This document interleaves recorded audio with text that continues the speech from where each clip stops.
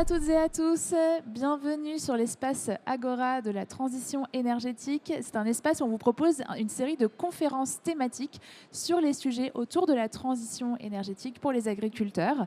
Et donc on a tout un programme qui est prévu sur les différentes journées du sommet. N'hésitez pas à nous rejoindre si vous êtes par ici et que vous nous entendez. On va bientôt démarrer avec une conférence sur la responsabilité sociétale des entreprises agricoles. Alors la fameuse RSE, on en entend parler dans beaucoup de secteurs d'activité, que ce soit l'industrie, le transport, les services. Mais est-ce que vous saviez que ça pouvait aussi s'appliquer au secteur agricole, que le secteur est lui aussi concerné par cette démarche? Eh bien justement, c'est ce qu'on va voir, en quoi ça consiste et comment est-ce qu'on peut intégrer une démarche RSE en agriculture, quels sont les bénéfices concrets pour les exploitants. Alors pour parler de tout cela, je suis en compagnie de Kevin Bridge, qui est fondateur et président d'EcoFarm. Bonjour. Et puis nous sommes également avec Audrey et Géraud Galvin, qui ont un GAEC, le GAEC Galvin, qui est dans le Cantal et qui vont pouvoir aussi apporter leur témoignage. Bonjour et merci à tous les deux d'être avec nous.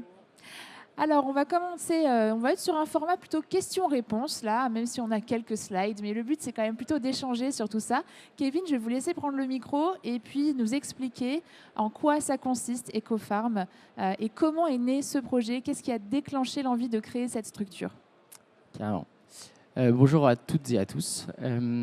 Donc en effet, EcoFarms, on est une jeune entreprise qui a 5 ans aujourd'hui.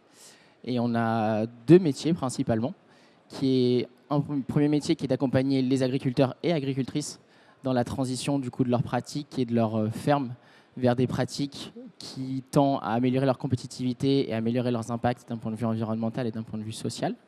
Donc, c'est notre premier métier pour vraiment simplifier, sécuriser, valoriser cette transition. Et de l'autre, on travaille avec des organisations partenaires comme BPERA, mais comme des coopératives, des marques, des différentes typologies d'acteurs, pour aider ces acteurs-ci à mieux savoir où en sont leurs producteurs et comment est-ce qu'eux-mêmes ils peuvent venir derrière soutenir cette transition. Et qu'est-ce qui a motivé la création de cette entreprise?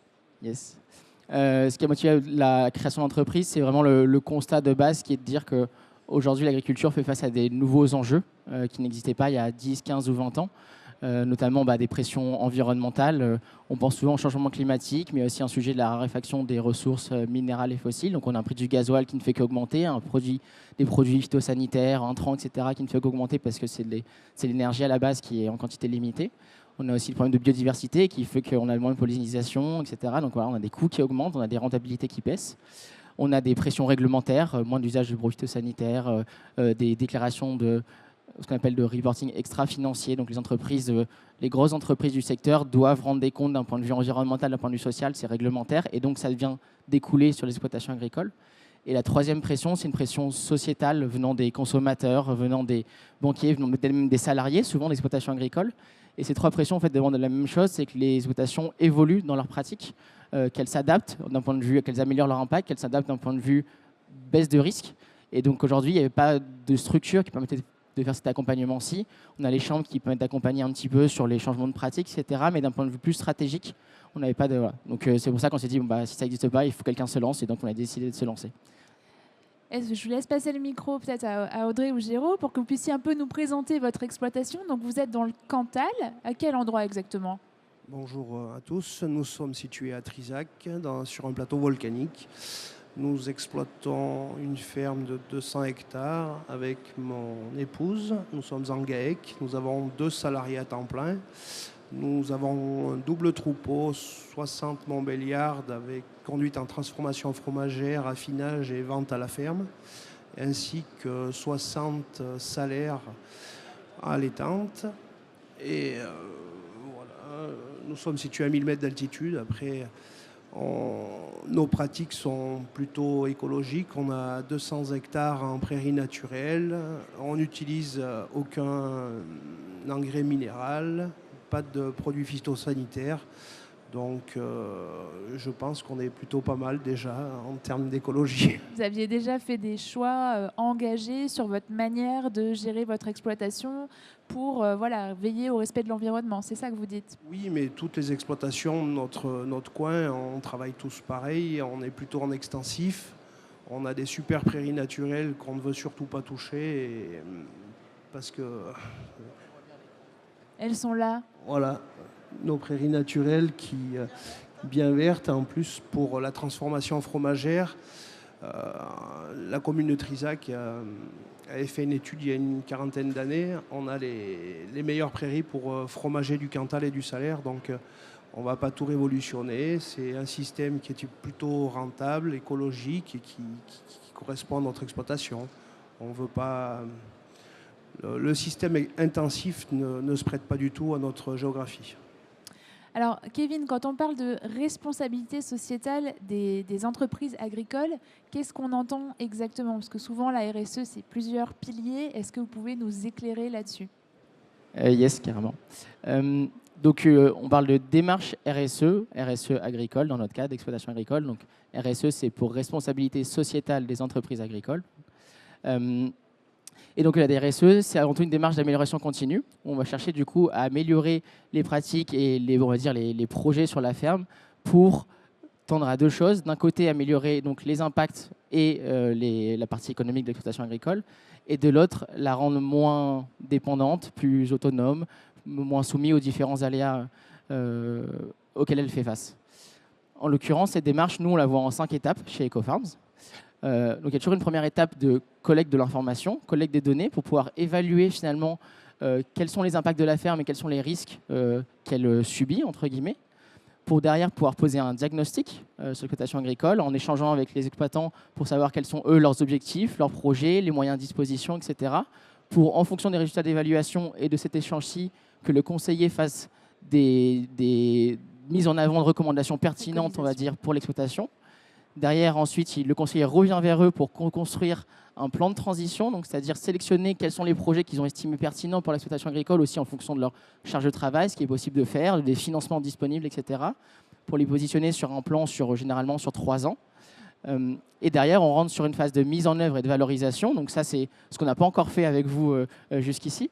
Donc là, la phase de mise en œuvre, c'est plutôt venir mettre en place les projets. Souvent, avant ça, il y a une phase aussi évidemment de recherche de financement. Et c'est pour ça aussi qu'on est en lien avec BPORA. C'est comment est-ce qu'on va pouvoir financer des projets, soit par des financements disponibles pour la banque, soit par des aides, soit il y a différents modes de revenus ou de financement disponibles. Sur lesquels du coup il faudra qu'on avance. Et après il y a un dernier sujet, et là c'est encore plus le cas dans l'exploitation très vertueuse. On vous présentera les résultats qu'on a eu du coup sur l'exploitation AG Galvin, c'est important de le dire, sur comment est-ce qu'on met en avant, comment est-ce qu'on valorise ces super résultats sur l'exploitation qui sont très vertueuses, comment est-ce qu'on arrive en effet à le valoriser auprès des différents publics de la ferme, que ce soit des consommateurs, que ce soit le banquier, que ce soit... après il y a plusieurs parties prenantes possibles pour valoriser tout ça. Donc voilà, c'est vraiment une démarche en 5 étapes. Peut-être j'en profite aussi tout de suite maintenant pour vous présenter un petit peu qu'est-ce qu'on évalue concrètement, nous, en tout cas chez EcoFarms. Ces modèles d'évaluation-là, on les a développés en partenariat avec notamment l'INRAE, mais avec différents acteurs. On a un comité scientifique qui nous aide à valider justement les questions, les différents bons indicateurs pour évaluer ce qu'il y a d'important. Donc d'un côté, à gauche, on a les impacts de la ferme, donc sur des volets environnementaux, sociaux et de gouvernance, de gestion éthique de l'entreprise. Et sur la partie risque, c'est quels sont les risques sur la ferme, donc par rapport au changement climatique, par rapport à l'accès aux ressources, l'accès à l'eau, l'accès aux ressources minérales et énergétiques. Si on est très dépendant au gasoil, par exemple, etc., on sait qu'il y a des risques importants. Les sujets sociaux, et si on a beaucoup de salariés, si on va réussir à recruter, etc. Les sujets géopolitiques, si on est vraiment sur des filières longues, on sait qu'on par exemple, on est beaucoup plus soumis à ces sujets géopolitiques, etc. Je donne des exemples. Et le dernier sujet, le sujet de la capacité d'adaptation, c'est est-ce que par exemple les exploitants ont la capacité de facilement venir faire évoluer la ferme? Est-ce qu'ils ont toutes les connaissances adéquates? Est-ce qu'ils sont dans une position d'amélioration continue, etc. Pour du coup, est-ce qu'elle est capable de se projeter, on va dire, dans l'avenir en fonction de ce contexte évolutif changeant, quoi. Voilà, un peu le spectre complet. Merci beaucoup. Audrey, peut-être, qu'est-ce qui a motivé le fait de s'engager dans cette démarche? Parce que vous l'avez dit, Géraud, il y avait déjà pas mal de choses qui existaient et qui étaient faites dans le sens de la transition, ou en tout cas d'un côté responsable dans votre manière de gérer votre exploitation. Qu'est-ce qui vous a donné envie d'entamer cette démarche? Bonjour à toutes et à tous. Alors, ça a été au départ notre conseiller qui nous a proposé de participer à cette évaluation. Nous, concrètement, on n'avait rien pour arriver à nous positionner sur déjà ce qu'on faisait déjà. Donc, personnellement, ce que j'ai trouvé d'intéressant, c'est d'arriver à se positionner par rapport à ces 3 critères qui sont l'environnement, le social et puis l'éthique. Et aujourd'hui, je suis plutôt satisfaite parce qu'en fait, on a un résultat sur notre exploitation. C'est un peu avoir une photo d'ensemble. Voilà, exactement. Et alors, qu'est-ce que vous avez découvert? Qu'est-ce qui vous a étonné dans cette première photographie? Alors, peut-être, voilà. Ouais, par rapport aux résultats, alors ça confirme un petit peu toute la partie environnement, comment on travaille déjà. On est en 100% naturel, on n'utilise aucun engrais minéral. Donc, bon, il nous reste encore des petites marges de progrès, c'est ce qu'ils ont souligné du coup au travers du questionnaire. Donc, on a des petites choses à faire encore parce qu'on a des sols qui sont très pourvus en matière organique. Donc, on a des, voilà, ils nous ont mis en avant des choses qu'on savait déjà un petit peu, mais voilà. Donc sur la partie sociale, j'avais un petit peu de mal à vraiment me situer parce qu'on a donc trois salariés mais 2 plein temps. Donc c'était toujours intéressant de voir comment on était positionné, mais on n'a que 3 salariés par rapport à une entreprise. On n'a pas de CE, on n'a pas toutes ces choses-là, mais bon, c'était toujours intéressant de voir. Et la gestion éthique, du coup, c'est là où on a peut-être le plus de marge à faire aujourd'hui. Et quelles sont les pistes justement pour vous? Comment vous voyez les prochaines étapes?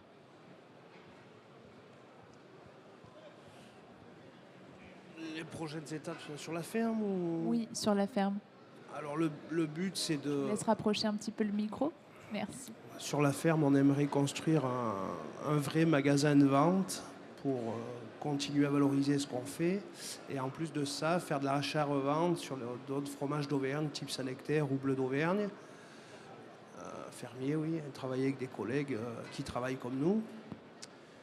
Après, on aimerait regrouper un peu plus le parcellaire parce que on a 2 sites. On a un site à Trizac où on traite, voilà, et on a 100 hectares sur la vallée, une ferme familiale que j'ai repris de mon père qui a 10 km, qui a 500 mètres d'altitude. Et on aimerait regrouper parce qu'on passe un petit peu de temps sur les routes, donc c'est du temps de perdu, du gasoil. Enfin, donc on aimerait structurer tout sur Trizac si on peut, mais après c'est des investissements énormes encore. Enfin, pour l'instant, on est plus dans une démarche de valoriser l'outil qu'on a déjà, parce que ça ne fait pas 10 ans qu'on est installé non plus. On est une jeune entreprise, nous aussi. On a 4 ans d'installation et 1 an et demi sur le site où on est actuellement. Donc on va essayer de consolider notre exploitation et que ça roule. Voilà, et prendre peut-être un petit peu plus de temps pour nous, parce qu'on est quand même assez sollicité. Notre travail, c'est notre passion. C'est notre travail, c'est nos enfants qui... Voilà. Merci beaucoup. Kevin, vous accompagnez donc plusieurs exploitations agricoles avec votre démarche. Quels sont les impacts, quels sont les bénéfices que vous pouvez identifier, mesurer sur les exploitations qui se lancent dans une démarche RSE? Yes, carrément. Alors du coup, en l'occurrence, ce qui est chouette aujourd'hui, c'est qu'on a une exploitation qui est très vertueuse. Alors c'est vrai que là, pour vous, d'ailleurs, on voit qu'il y a peut-être des élèves ici devant nous aujourd'hui, 66 sur 100, donc ça fait un 14 sur 20. On peut penser que ce n'est pas forcément excellent, mais pour nous, c'est excellent. C'est d'ailleurs pour ça qu'ils ont des résultats qu'on nomme comme avancés. À 75, on passe à excellent. Ils sont dans les 10% meilleures fermes qu'on a évaluées chez EcoFarms, donc c'est vraiment des super résultats.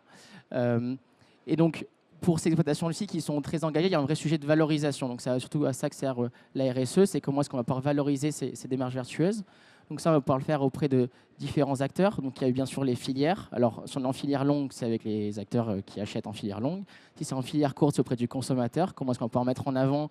Et après, ça dépend des stratégies commerciales, évidemment. On sait qu'il y a un sujet sur les questions du prix chez vous. Mais en tout cas, est-ce qu'on arrive à revaloriser par le prix, on va dire, le prix d'achat notamment? Est-ce qu'on arrive à attirer plus de consommateurs grâce à cette démarche en étant plus transparent? Après, il y a le sujet du financement. Est-ce qu'on arrive à accéder à un financement plus facilement et possiblement un financement avec un taux plus intéressant? Parce que du coup, c'est des projets qu'on met en place qui sont green, écologiques ou d'un point de vue impact social. Parce qu'aujourd'hui, les banques, elles ont même une obligation réglementaire. Elles ont même envie de faire avancer ces clients sur ces projets-là parce que c'est aussi l'avenir de leur propre clientèle, on va dire. Après, il y a des sujets de nouveaux revenus qu'on peut aussi générer. Alors, ça dépend là aussi d'exploitation, des filières, etc. On peut créer des crédits carbone. Donc, c'est un nouveau style de revenu. C'est qu'on rend des services à la société. Et donc, du coup, on va pouvoir se faire acheter ces services qu'on rend à la société. Donc là, le crédit carbone, c'est sur le sujet du carbone. Mais il y a aussi, à des échelles territoriales, des acteurs qui travaillent sur des crédits sur la biodiversité, sur l'eau, etc. Alors, dans le Cantal, des fois, c'est un peu plus compliqué parce que vu que tout le monde est vertueux, c'est compliqué de mettre en avant plutôt l'un plutôt que l'autre. Mais voilà, ça existe, c'est des bancs d'exploitation avec lesquels on travaille. Et le dernier volet, c'est un sujet de valorisation aussi de la ferme. C'est qu'évidemment, une ferme qui est très vertueuse, qui a des sols en super santé, qui a un super troupeau, et bien évidemment, elle vaut plus cher qu'une exploitation qui aura eu des moins bonnes pratiques pendant des années et qui, du coup, le repreneur va reprendre, on va dire, un peu plus tôt le projet. Donc là, sur l'aspect valorisation, et si je rembobine un petit peu, sur des exploitations qui sont un peu moins vertueuses, et c'est ce qu'on fait aussi beaucoup, qu'on travaille beaucoup avec des exploitations qui sont peut-être dans une démarche moins avancée, c'est comment est-ce qu'on va venir travailler sur un gain de marge, comment est-ce qu'on va pouvoir, en fait, vu qu'on cherche à avoir un impact environnemental meilleur, on va essayer de mettre moins d'intrants, minéraux, moins de gasoil, etc. C'est aussi moins de coûts en entrée, donc comment est-ce qu'on arrive à dégager des marges sur la ferme, et c'est souvent par là qu'on a les premiers leviers de compétitivité sur la ferme. Et le deuxième volet sur le sujet vraiment système, c'est le sujet du risque, là aussi.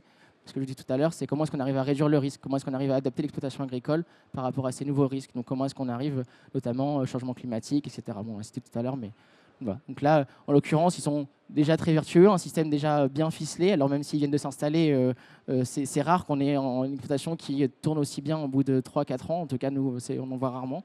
Donc en effet, on va plutôt jouer, je pense, sur les aspects valorisation qu'on continuera à voir un peu ensemble sur la suite de la démarche, quoi. Justement, la valorisation, vous faites de la vente directe sur l'exploitation. Donc, il y a des personnes qui viennent acheter les produits chez vous. Tout à l'heure, on parlait dans les enjeux de cette pression sociétale, des attentes des consommateurs qui évoluent. Est-ce que vous ressentez ça avec votre public? Est-ce que les gens sont en demande de, voilà, qu'est-ce que vous mettez en place pour être dans les enjeux environnementaux actuels? C'est difficile à quantifier. Oui, j'imagine. Oui. On a une grande partie de notre clientèle qui est une clientèle fidèle qui vient régulièrement. On a une petite clientèle qui sont essentiellement issus du tourisme, puisqu'on est au pied du Puy-Marie quasiment, enfin au pied très à côté du Puy-Marie. Donc on est souvent sollicité pour l'achat de notre fromage. Donc oui, on l'évoque, mais après, je dirais que pour l'instant... Déjà, oui. Oui, quand ils voient notre ferme, ils voient bien que c'est de l'extensif et que c'est de l'extensif. C'est une ferme typique cantalienne. C'est une ferme qui interagit avec sa nature. On n'est pas... Rien que quand ils arrivent sur le cadre de l'exploitation, on a une cour qui permet d'accueillir du public. Donc tout de suite, ils se sentent Et puis voilà. accueillis. Et puis notre production principale, c'est du salaire fermier AOP. Et le cahier des charges salaire AOP veut que la vache mange de l'herbe à satiété pendant la période de production. Donc tout coïncide à une agriculture vertueuse, on va dire. Donc ils viennent chercher en général le salaire qui est fait à l'herbe, dans une gerle en bois, avec des vaches qui ont une production raisonnée et raisonnable. Et voilà. Très tourné sur le naturel, bien sûr, et ça j'aime bien le rappeler. Aujourd'hui on travaille avec une gerle en bois, donc c'est traditionnel. Ça nous permet un équilibre bactériologique, donc en fait on a beaucoup de vertus aussi dans notre fromage. Je me permets de rebondir sur cette question-là parce que moi, sur les informations que j'ai, parce que ce n'est pas notre spécificité, évidemment, la partie consommateur, mais on a quand même quelques informations là-dessus. En effet, la partie, on va dire, écologique, quand on achète un produit, souvent, c'est le 5e, 6e, 7e critère, ça dépend des études, ça dépend, etc. Souvent, et Jérôme l'a très bien dit, le premier élément, c'est le prix. Le deuxième, c'est souvent l'aspect, le goût. Et après, il y a la question de la santé, souvent, qui vient très vite. Donc, ça, c'est très chouette que que tu mettes en avant, Audrey, cet aspect-là. Souvent, les consommateurs, avant tout, ils vont chercher à acheter des produits qui sont bons pour leur santé. Et en effet, le sujet écologique, alors évidemment, ça dépend des aspirations de chacun, ça dépend si tout le monde est plus ou moins sensibilisé à ces questions-là. C'est un critère qui vient derrière. Mais souvent, c'est un critère de réassurance. Ça permet aussi de raconter une histoire sur le produit, etc. Donc, c'est des choses qui sont importantes, en effet, souvent à valoriser, qui permettent au consommateur, quand il va revenir de la ferme de chez Géraud et Audrey, on va pouvoir dire c'est une super exploitation qui travaille super bien, avec des super pratiques sur la biodiversité, etc. Et c'est vrai que sur ces questions de démarche RSE, il y a aussi tout un enjeu sur la manière dont on communique autour de ça. Parce qu'on peut avoir des structures qui font plein de belles choses, mais qui ne les mettent pas forcément en avant.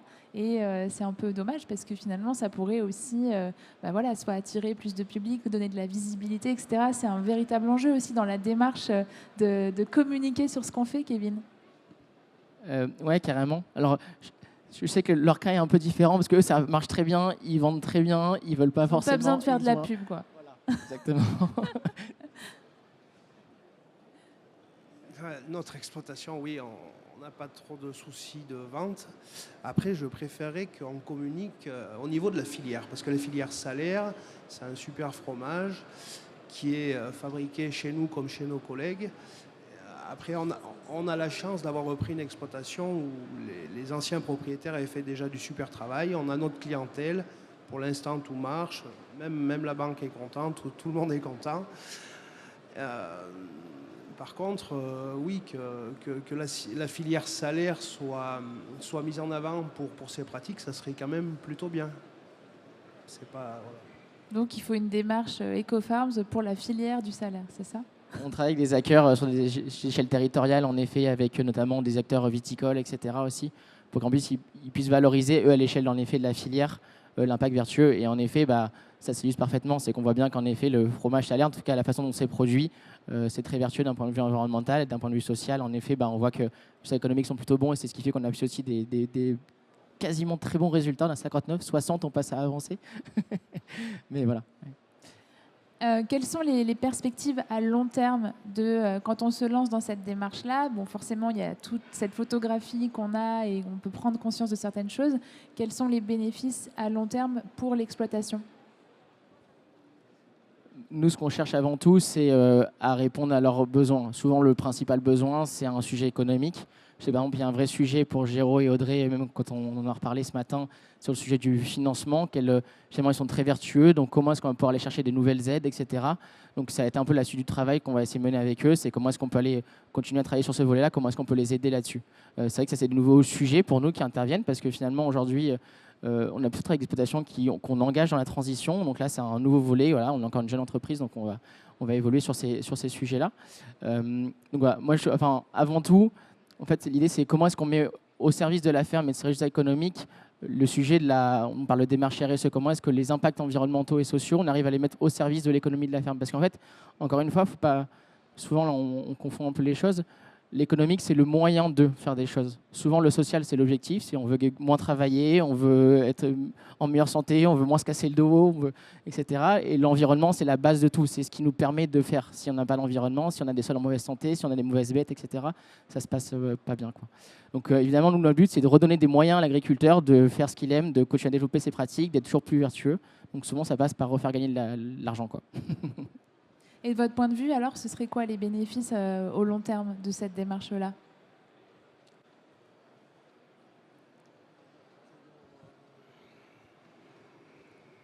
Que nos bonnes pratiques soient valorisées économiquement. Voilà. Après, le volet social, le problème, c'est de trouver des salariés formés aujourd'hui. Donc là, le problème économique, c'est plus notre problème à nous. Après, c'est sûr qu'on a les moyens de bien faire les choses, c'est beaucoup plus simple. Oui, juste d'arriver à les maintenir et de performer, quoi. Alors peut-être comme on a des représentants de la banque dans la salle, on peut avoir un éclairage sur quels sont les atouts d'une telle démarche du point de vue du banquier. Qu'est-ce que ça apporte au dossier de l'exploitation agricole ?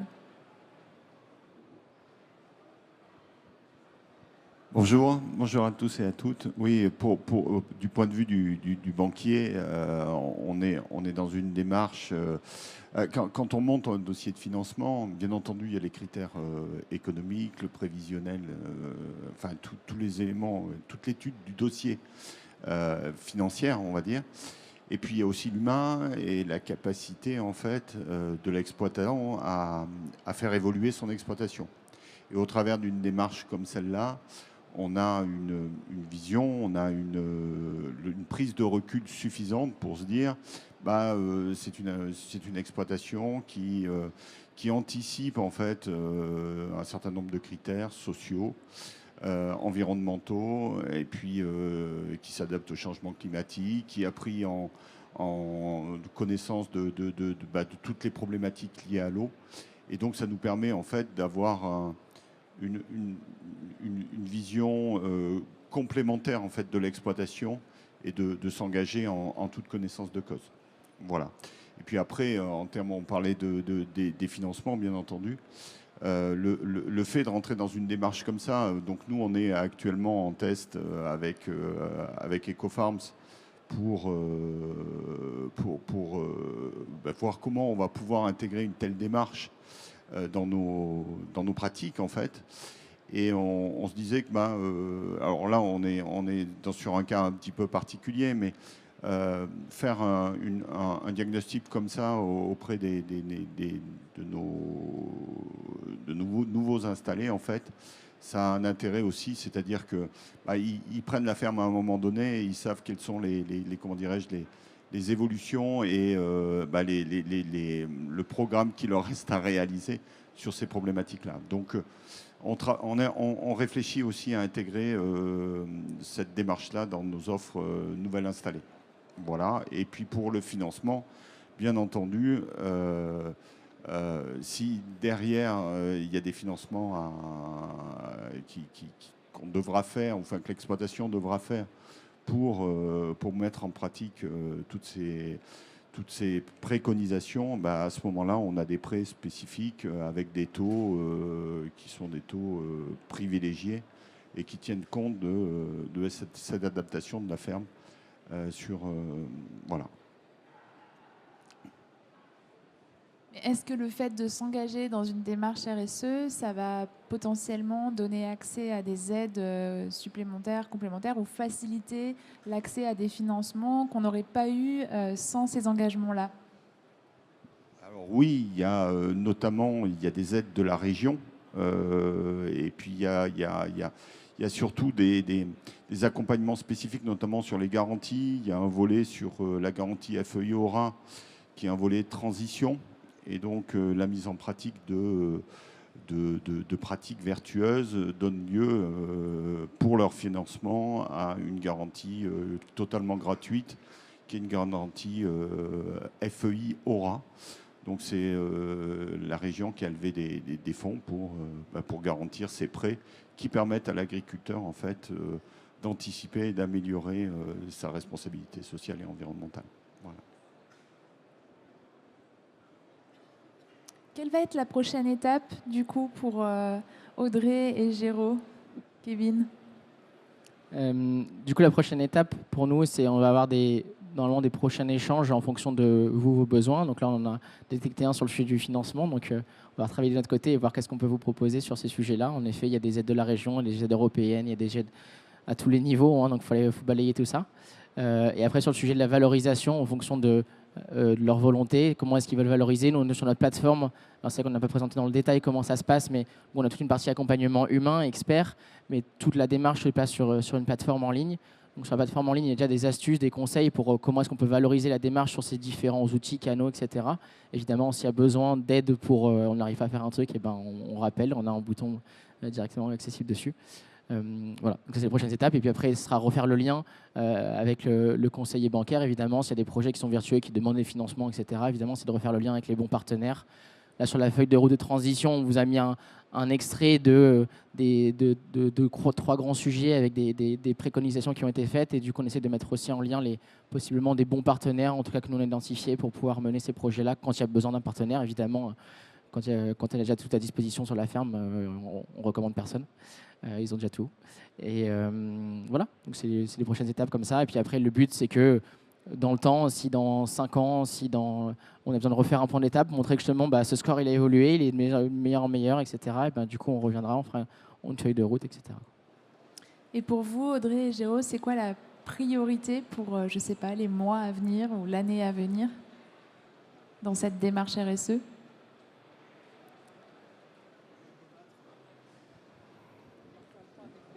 On va refaire le point avec Ecofarm et BP et débattre des solutions qu'ils nous auront trouvées.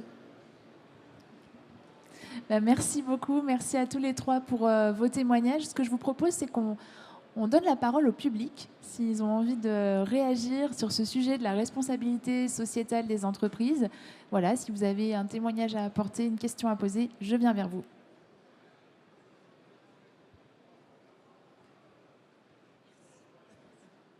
Bonjour. Moi, je trouve ça hyper intéressant et notamment comment ça fonctionne entre la banque et Ecofarm.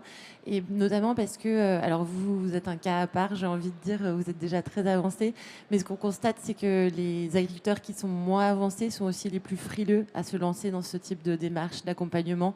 Et du coup, je me demandais, alors c'est peut-être plus entre Ecofarm et la Banque Populaire, savoir quels sont les leviers que vous pensez qu'il faut mettre en place pour justement accompagner ces fermes qui en ont vraiment, vraiment beaucoup besoin, même si on en a, j'imagine, tous besoin, mais voilà. Et ouais. Du coup, c'est intéressant. C'est vrai que là, on est dans une phase de test, on va dire, entre la banque, nous, et du coup, auprès de différentes exploitations agricoles. Donc, la banque a choisi, en l'occurrence, 3 exploitations. On travaille aussi dans d'autres régions, mais en tout cas sur Aura avec 3 exploitations, toutes très différentes, sur des filières différentes, sur des niveaux d'engagement différents. Donc là, c'est vrai que c'est une ferme qui marche très bien, donc c'est des enjeux. Sur les fermes qui sont en effet moins avancées, là, ce qu'on met surtout en avant, encore une fois, c'est quels sont les projets les plus prioritaires déjà. C'est par où on commence. Quand on identifie quels sont les bons projets, souvent les agriculteurs sont un peu perdus. Ils entendent parler de crédit carbone, de démarche RSE, ils entendent parler d'écologie, ils entendent parler dans tous les sens. Donc nous, on est vraiment ce partenaire un peu stratégique. Quels sont les bons projets à mettre en place sur la ferme? Et surtout, ce qu'on met en avant, c'est les gains économiques. Alors du coup, en effet, c'est pas trop le cas ici, mais c'est comment est-ce qu'on va venir, encore une fois, travailler justement sur cette baisse de charge. En fait, on parle beaucoup plus, on va dire, économique. Évidemment, nous, ça se valorise d'un point de vue score. On leur montre qu'en mettant en place ce projet-ci, ils vont passer d'un score de, du coup, s'il est moins avancé, par exemple, de 40 sur 100, on va passer à 50 sur 100, par exemple. Et donc, ça montre qu'en effet, il y a un impact environnemental, social bénéfique, mais surtout d'un point de vue économique, comment est-ce qu'ils comptent s'y retrouver? Comment est-ce que d'un point de vue risque, il peut baisser ses risques? Voilà. Nous, vraiment, le gros levier, c'est parler le même langage que les agriculteurs. Et évidemment, en fonction des sensibilités de chacun, etc., il y a un discours à avoir un peu différent. Mais souvent, ce qui met tout le monde d'accord, c'est la partie économique. Donc c'est souvent ce qui sert, quoi.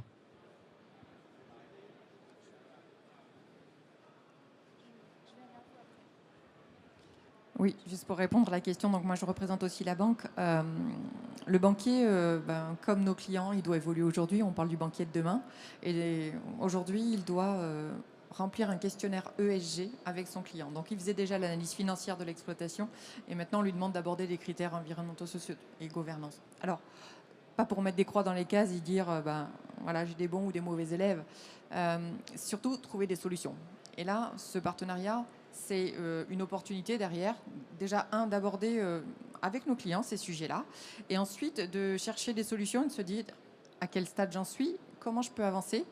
Et c'est les petits pas. Voilà, on ne stigmatise pas, mais on se dit qu'est-ce que je peux mettre en place. Et dans n'importe quelle démarche, ce qui est important, c'est la photo. Et ce que fait Ecofarm, c'est déjà de se dire où est-ce que j'en suis et comment je peux valoriser ce que je vais mettre en place. Et d'ailleurs, c'est un très bon point, c'est une image que j'utilise souvent aussi là-dessus. Souvent, on parle de démarche RSE. La photo, elle est importante parce que c'est le point de départ. Mais ce qui est important, c'est surtout le film, justement. C'est de voir l'évolution.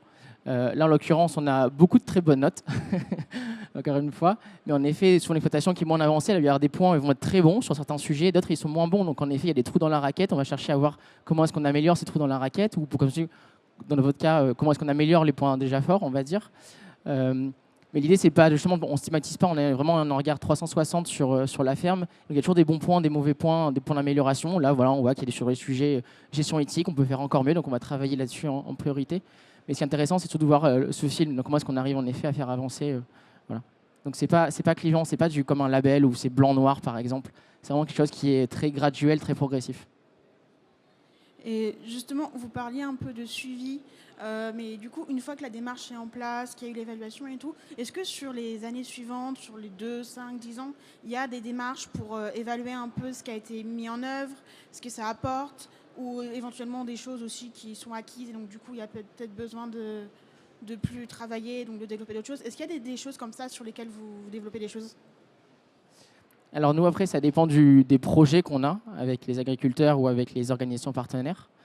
Dans ce cas-ci, par exemple, c'est juste on vient one shot, on vient une fois. Et puis évidemment, si ça se passe bien, etc., le but c'est qu'on revienne plus tard. Et s'ils sont contents, ils ont envie de refaire appel à nous, et ben on revient, on réévalue, on monte les progrès. Et du coup, ça sert à valoriser, etc. Aussi, voilà. On travaille avec des acteurs, on fait par exemple des acteurs financiers, quand ils veulent valoriser une amélioration, ils viennent en fait payer pour qu'il y ait une amélioration. Et ben du coup, on fait un à T0, à la photo initiale, on va dire, et on vient remesurer au bout de 3, 5 ans en fonction du financement, etc., pour mesurer qu'il y a bien eu une amélioration, un impact vertueux. Ce qu'on pourrait faire possiblement avec les banques aussi, on a certaines réflexions qu'on a déjà eues aussi avec BPORA sur des prêts à impact. Donc un prêt qui, en fait, son taux vient descendre s'il y a bien eu un impact vertueux lié au financement. Donc là, voilà. Donc en fait, ce que je veux dire par là, c'est que chaque projet, on va construire quel est le bon niveau d'accompagnement, s'il y a bien un suivi et quel est le rythme.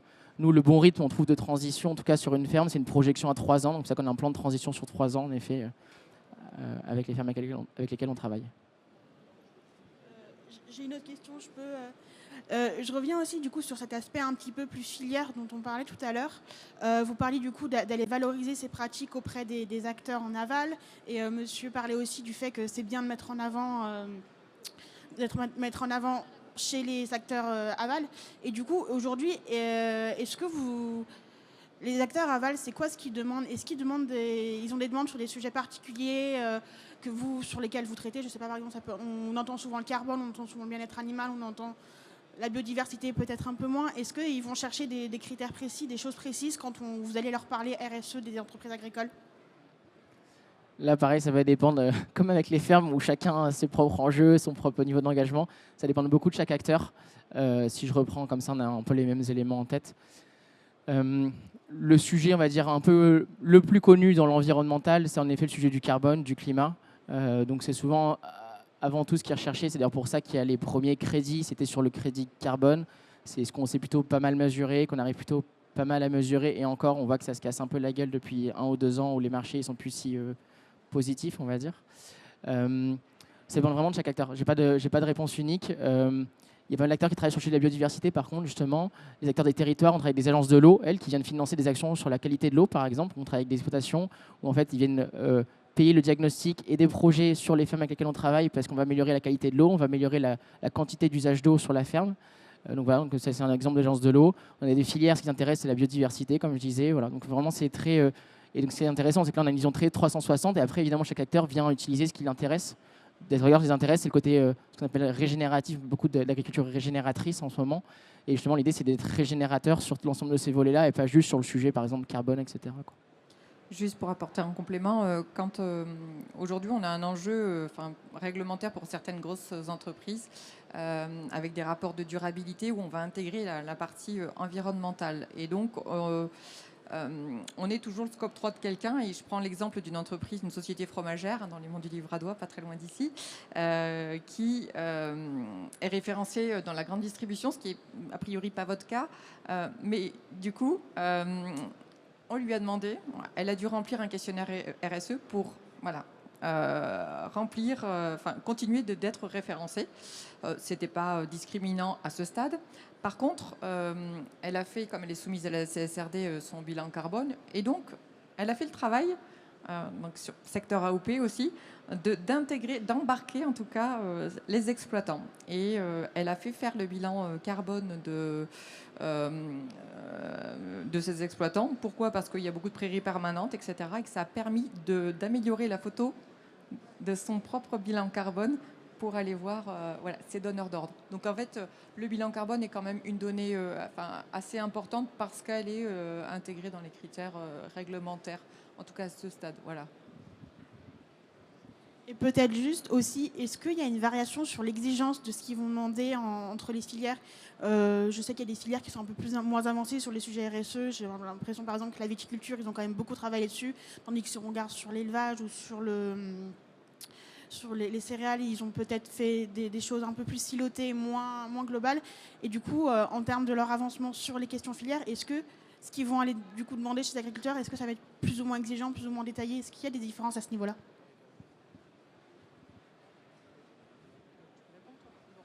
Après, oui, on peut très bien toujours demander aux agriculteurs. Après, il faut que ce soit le consommateur au bout qui soit capable de miser sur tel et tel produit. Après, nous, on ne peut pas faire plus blanc que blanc. On produit de la viande et du lait en France. Même le paysan breton produit du lait qui est de bien meilleure qualité que de Pologne. Là, on voit que le Mercosur, on va rentrer 90 000 tonnes de viande d'Argentine. Le bilan carbone, il est nul. Ils produisent de la viande qu'on a à des années-lumière de produire en France à grands coups d'hormones et d'antibiotiques. C'est aussi aux consommateurs à faire la différence après. Et boycotter, c'est ce genre de produit. Hein. C'est pour ça que c'est important. Alors, vous disiez tout à l'heure en aparté, pour vivre heureux, vivons cachés. Je crois que vous faites plein de belles choses. Ça se voit, vous avez un emplacement qui est idéal parce que vous êtes au pied de Puy-Marie, que finalement, voilà, quand on voit votre ferme, on comprend tout de suite qu'on est sur de l'authentique, du naturel, et ça saute aux yeux. Mais parfois, valoriser cette démarche auprès du consommateur, ça peut être aussi important pour montrer ce que vous faites de bien. Alors oui, tout à fait. Ce qu'il faut savoir, c'est qu'avant d'avoir attaqué cette démarche, on avait déjà fait beaucoup de choses. C'est-à-dire qu'on est adhérent à la Charte des bonnes pratiques d'élevage qui remet en avant le bien-être animal dont vous avez parlé. Est-ce que vous connaissez déjà la Charte des bonnes pratiques d'élevage, ce qu'elle recense un petit peu, hein? Donc nous, on est adhérents, hein, on a rempli toutes les conditions. Il faut savoir aussi qu'on est certifié HVE, donc hein, ça vient en complémentarité de cette évaluation-là. Et déjà, on a fait, je trouve, déjà beaucoup de choses sur cette partie-là, quoi. Et après, pour en revenir au prix, nous, on estime que le fromage ne doit pas exploser. Il faut que tout le monde puisse en manger, que des ménages qui travaillent puissent se payer un morceau de fromage. Nous, on ne veut pas produire du fromage pour les 1 ou 2% de la population. On veut produire du fromage pour que tout le monde puisse en manger. Après, il faut être aussi raisonnable. Tous les gens qui viennent chez nous, notre produit phare, c'est le salaire. On vend 14,50 le kilo. Nous, on se rémunère. Le client est content parce qu'il achète un produit authentique, fait d'une manière écologique, responsable. On cause toutes les cases. Et il faut que tout le monde puisse en manger aussi. Donc, après, il ne faut pas non plus tomber dans toujours vouloir augmenter pour que personne en mange. Il faut que ça soit accessible à tout le monde aussi. Ce serait dommage de produire tous ces fromages et qu'ils ne soient pas mangés. J'ai oublié aussi, on a également fait notre bilan carbone donc il y a 2 ans. Et donc, on est aussi sorti très bon. Enfin, c'est ce qui a été aussi évalué ici. Donc, on est vraiment dans cette démarche-là depuis le départ de notre installation. Juste pour compléter sur la question des filières, en effet, ce qui est en effet assez chouette. Alors, le Mercosur, c'est pas chouette du tout. Mais de toute façon, en tout cas, ce qui est intéressant aussi dans cette démarche aussi, c'est que ces données qu'on vient récolter et que la filière va demander, elle va pouvoir derrière, du coup, comme l'expliquait Elena sur le sujet, c'est qu'elle va pouvoir préciser son information, donc elle va pouvoir faire un bilan carbone entre guillemets du fromage qui est vendu en grande consommation et montrer qu'en effet le fromage qui est produit en France sera beaucoup plus vertueux d'un point de vue impact environnemental que le fromage qui est produit à l'autre bout du monde et qui peut expliquer du coup possiblement une différence de prix, etc. Donc c'est aussi en ça que c'est intéressant de coller cette information et de la rendre disponible derrière aux partenaires, c'est de pouvoir mieux valoriser et de pouvoir, en effet, on va peut-être inonder, mais on va se rendre compte que le produit est de meilleure qualité, meilleur pour la santé, meilleur pour l'environnement, etc. Est-ce qu'on a d'autres personnes qui souhaitent intervenir sur ce sujet? Profitez-en, hein, puisqu'on a les intervenants qui sont là. C'est bon? On s'arrête là? Je voulais juste dire un petit mot. Je souhaitais remercier BP Aura qui nous a accompagnés dans cette démarche et merci aussi à Ecofarm pour leur dynamisme et leur disponibilité. Et pour la suite, évidemment.